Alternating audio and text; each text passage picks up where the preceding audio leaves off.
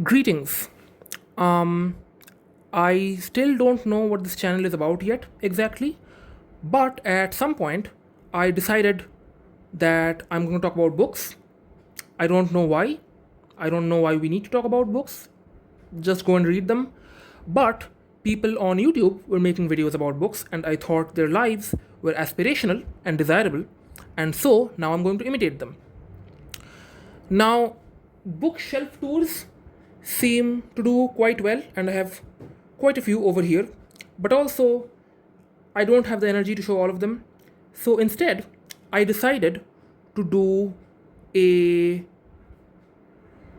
showcasing of the books that I thrifted, which I got second hand.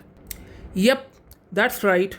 I get my books ethically sourced, right? I'm not like you getting all your books from Amazon and supporting billionaires and their mega corporations, right? So these are from College Street. By the way, I go to College Street in an Uber, but that's a different issue. We don't talk about that.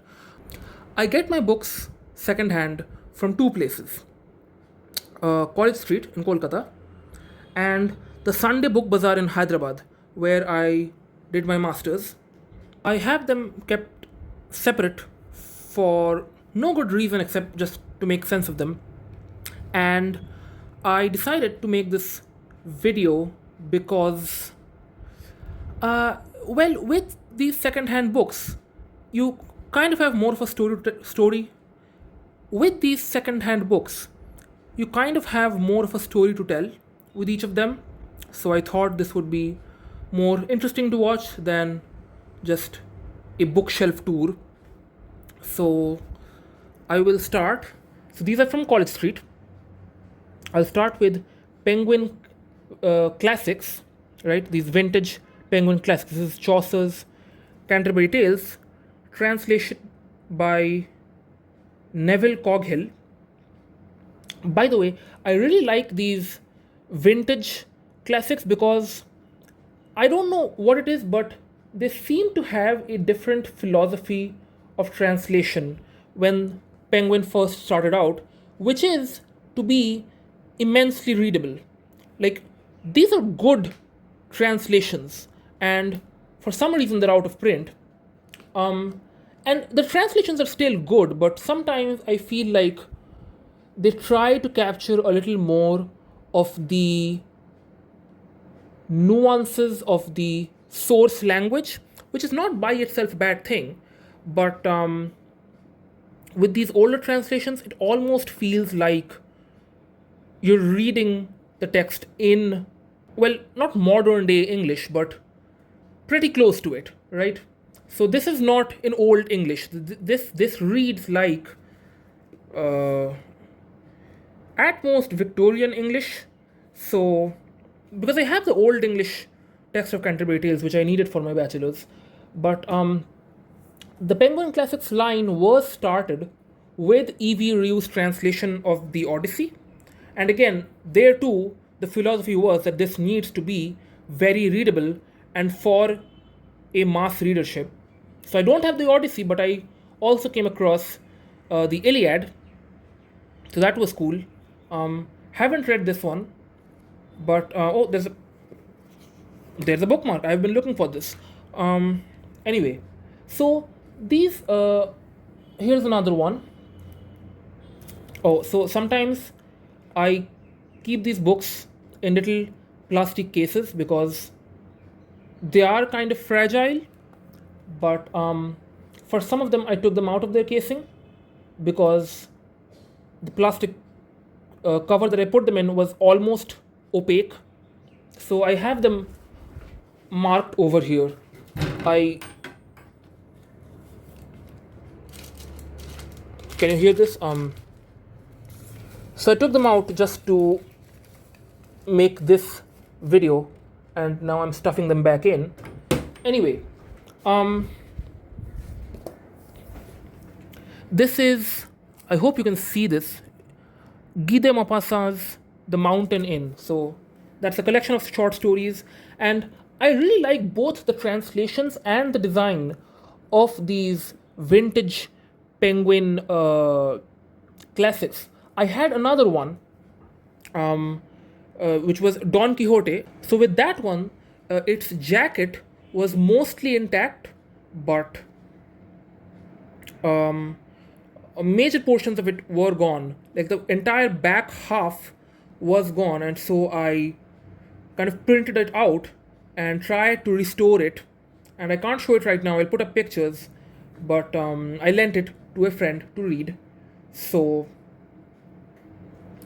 I really appreciate them for their design, the translation, and just the size. I just have a soft spot for pocketbooks, and they are going out of print very quickly. So I will pick up a pocketbook wherever I can find it. Next, and these are mostly penguins. Next, we have some of these penguin books, I guess. So, not classics, although they might be considered classics, but very different design. So, we have Madame Bovary. I did read this one. The ending was really sad, and I feel like I don't really get the point of it because she just dies, and then everyone who knew her also suffers, and so it's like no one really like learns from their mistakes. So I don't know what this book was about. But again, as I was saying about the translation, I have the Penguin Black Classic edition of Madame Bovary, but for some reason I just couldn't get into the translation. And this one, however, was extremely readable and enjoyable. So yeah, I just picked these up too. Life of Pi by Anne Martel. This is not the same edition as the other ones. This is not a pocket book, as you can see. It is pretty large. This one is a 25th birthday of Penguin Books India. So this was a series that was published in celebration of the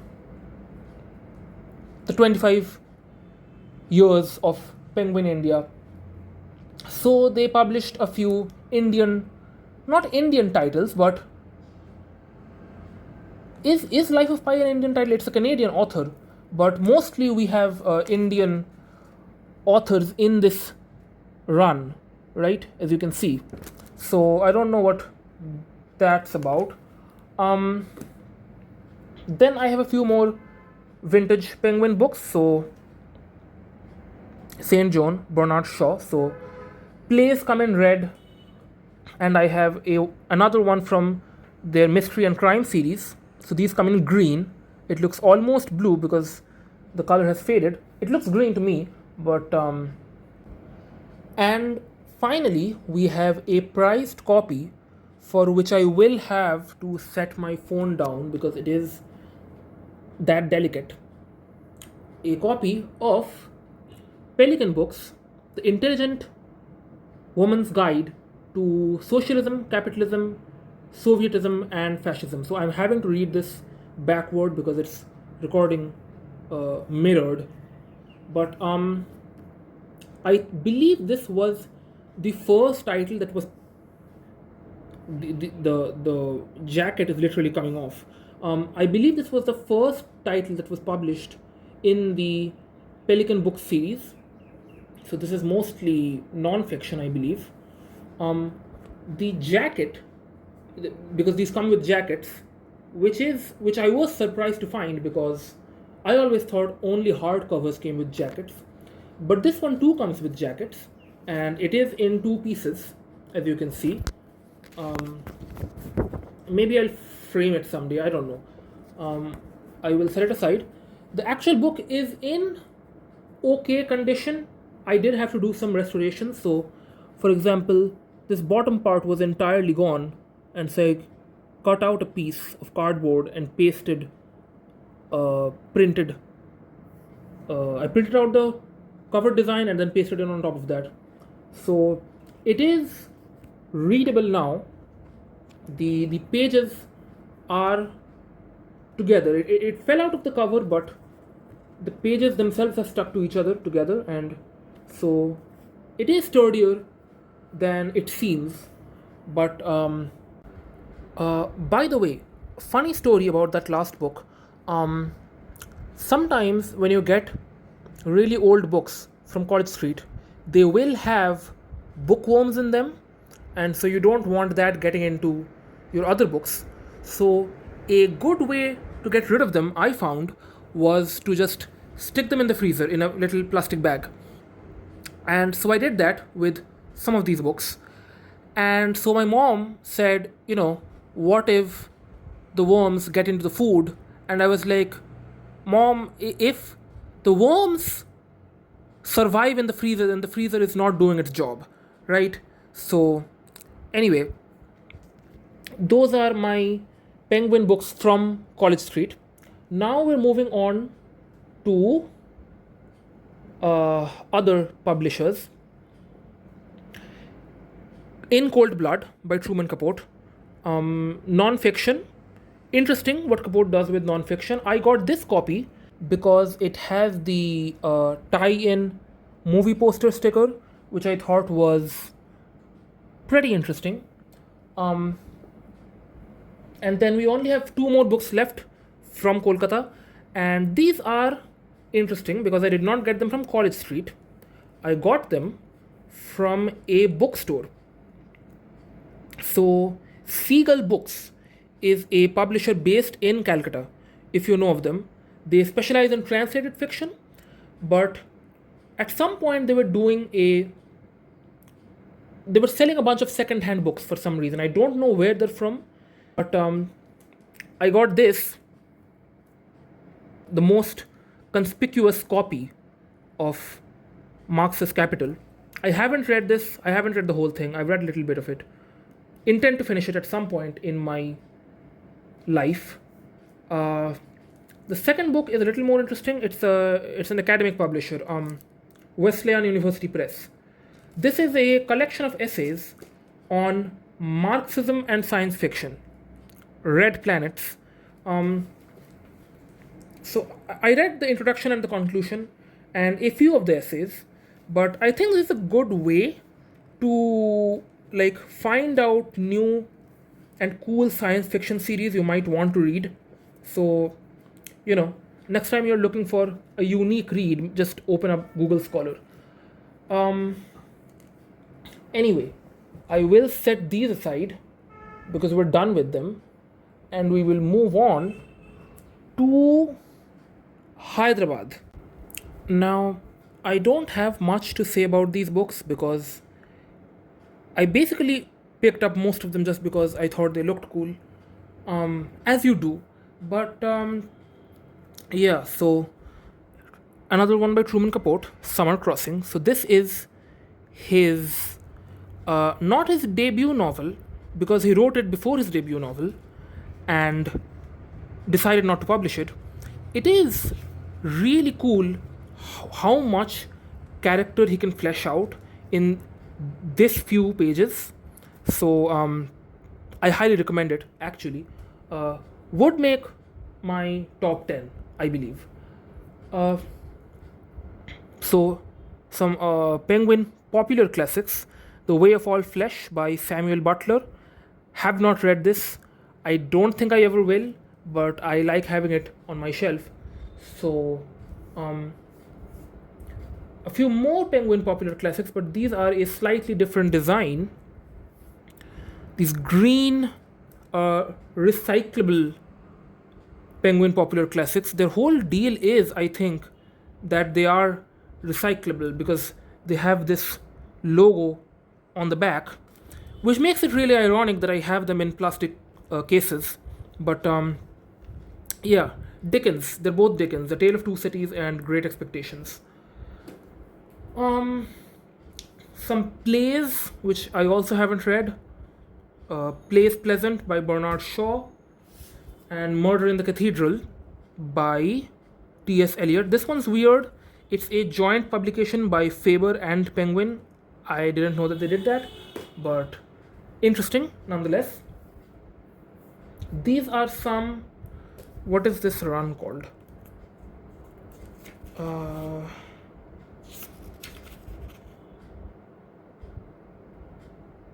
It just says Penguin Books, but yeah, Passage to India by E.M. Foster. I thought this cover looked really cool with the Hindi lettering, I guess. I don't know. Um, so I read that. I thought the plot was going to proceed like To Kill a Mockingbird, but it went in a very different direction. So make of that what you will. Steinbeck's The Long Valley, which is a collection of short stories, did not quite enjoy it, but I'm not going to give up on Steinbeck just yet. I've heard East of Eden is a fan favorite. Arthur C. Clarke, Rendezvous with Rama, uh, quite enjoyed it. It is a very long series, and the only way to read it is to get an omnibus edition, which obviously includes the first book, so that's weird. But by the way, Denis Villeneuve is in talks to make films on the Rama series after he's done with Dune, so that will be interesting to watch. Um, so these last few ones, well, only three, are not from the Sunday Book Bazaar specifically, but from a store on that street which stays open the whole week. Sunday Book Bazaar, as the name suggests, is only open on Sundays. It's just booksellers uh, bringing out their carts full of secondhand books right out on the street. And yeah, well, so this was a bookstore called Best Book Center, and they had some very interesting collections, interesting titles. Faulkner's Absalom Absalom. Um, it is a little damaged, as you can see, but it is still perfectly readable. And I don't find these publications, the Vintage International publication, in stores. So I don't know what that's about because they look pretty cool. Um, and finally, these are also from the Best Book Center. Two copies. The first two installations of the Rome series by Colleen McCullough. Now, Colleen McCullough, if you know, is only the second most infamous author titled Colleen. If you've read The Thornbirds, you will know that she enjoys writing age gap relationships. So you know that with the Roman Empire, she's having a field day. And I didn't take these out of their plastic covering because they are pretty fragile. But the mass market paperback aesthetic looked really cool, and so I picked these up. I've read 90% of the first book, The First Man in Rome, and haven't started the second, but I intend to finish it. So yeah, I think that was all of them. I have a few others, but I didn't include them because I didn't think they were particularly interesting to look at. So yeah, hope this was interesting to watch. Um, See you later. Bye bye.